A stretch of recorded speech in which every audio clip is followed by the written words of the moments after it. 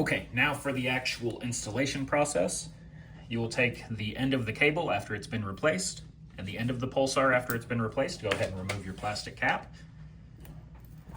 You will then take your 7 inches of heat shrink and slide it over top of one of the connectors. It doesn't matter which one, either one.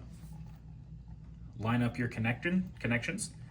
You can see on each end, there's a little keyway, and you just line those up with each other. There's also a letter H on each one, and those should also line up with each other and go right in.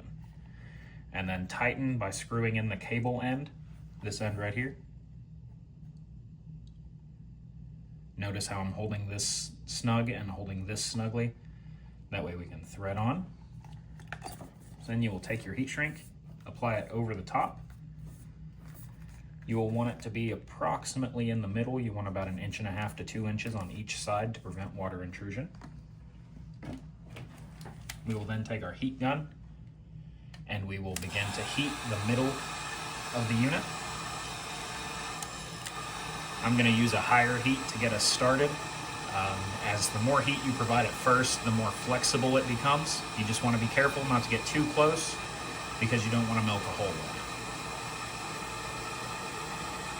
As you see, I'm starting to shrink a little bit around that connector. Rotate around a little bit. All we're trying to do right now is just melt that glue around that metal and get it to take a good bite. Once we get that first bite started, we're good to go ahead and do a test. You notice we are starting at the middle because we do not want any air bubbles getting trapped inside here. Go ahead and stop. Just do a quick little inspection inside. See how tight it is around the metal, which means we are looking pretty good. This is getting pretty warm, so we should be good to go ahead and apply heat the rest of the way on the ends. We'll start on the middle-ish side and work our way out, and then do the same here. I'm gonna go ahead and fast forward until we have one end done. General inspection halfway through. You just want to go ahead and check and make sure that there's a little bit of glue coming out of the end. That will harden over the next couple of minutes and create our stable seal on the inside. That same glue connection we have on the end here is all the way through the inside here.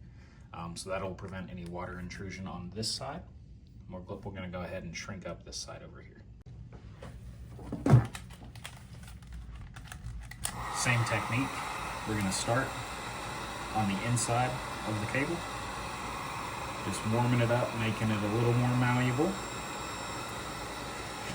Try to shrink it all fairly evenly as you go. And then get that good and tight.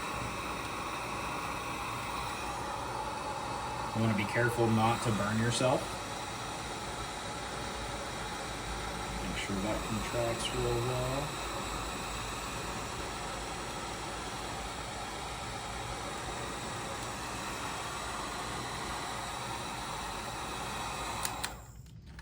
And bada boom. We will just wait for it to cool and harden all the way, and we will check it again in a couple minutes. Once the glue is fully cured, you will start to see it turn white on the ends. That's when we start to tell how much of it is cured throughout.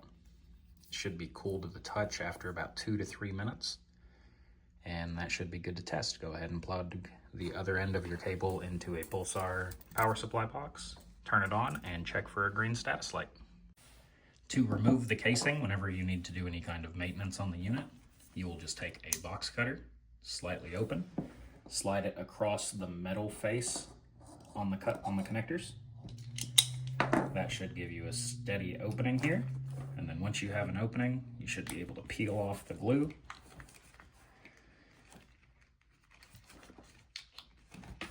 And get access to the connector again. You will be able to peel this back to break the glue all the way off. It's a little harder than it looks.